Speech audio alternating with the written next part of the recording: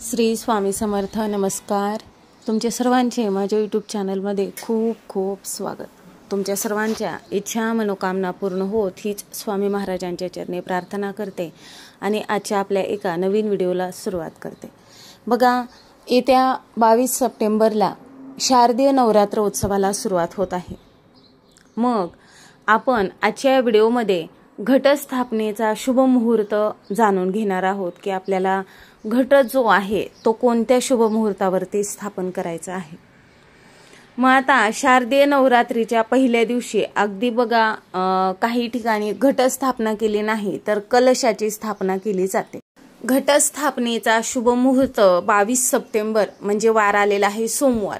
या दिवशी सकाळी 6:09 सुरू होतो तर सकाळी 8:06 एक शुभ मुहूर्त आहे. आणि त्यानंतर जो अभिजित मुहूर्त असतो तो 11:49 पासून सुरू होत आहे तर 12:38 असणार आहे. पण बघा, आता शारदीय नवरात्र उत्सवाला सुरुवात होत आहे. घटस्थापनेचा हा शुभ दिवस आहे. मग आता काही ठिकाणी काही महिलांना बघा, सकाळी याच वेळेमध्ये दुपारी याच वेळेमध्ये शक्य होणार नाही. कोणाला नोकरीला जायचं असतं, आपापले बाकीचे कामं असते, तर मग तुम्ही दिवसभरामध्ये कधीही घटस्थापना केली तरी देखील चालते.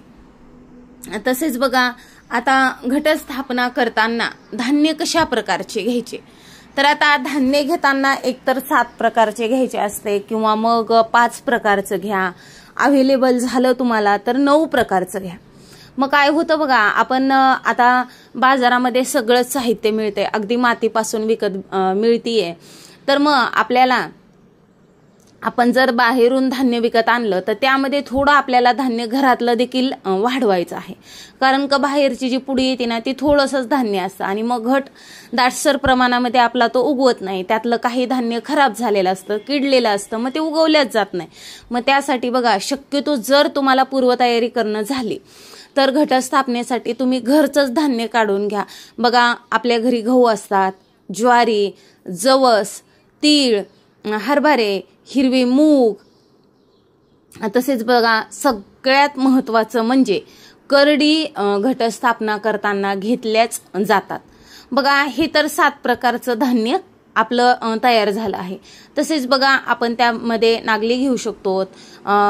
अशा वेगवेगळ्या प्रकारचं आता हे सगळं धान्य तर आपल्या घरातच उपलब्ध असते. त्यामुळे बघा, जरी तुम्ही बाहेरून पुढे आणली तर घरचं देखील धान्य त्यामध्ये ऍड करा. तसेच घटस्थापनेच्या दिवशी आपल्याला अखंड दिवा देखील लावायचा असतो, कारण की 9 दिवस ही वात अखंड तेवत राहते.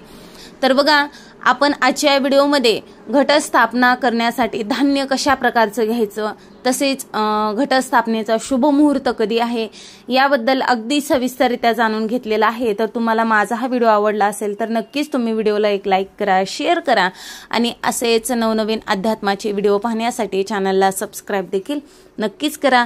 आजची झालेली सेवा स्वामी महाराजांच्या चरणी अर्पण करते आणि माझा हा व्हिडिओ इथंच थांबवते. श्री स्वामी समर्थ. जय जय स्वामी समर्थ. धन्यवाद.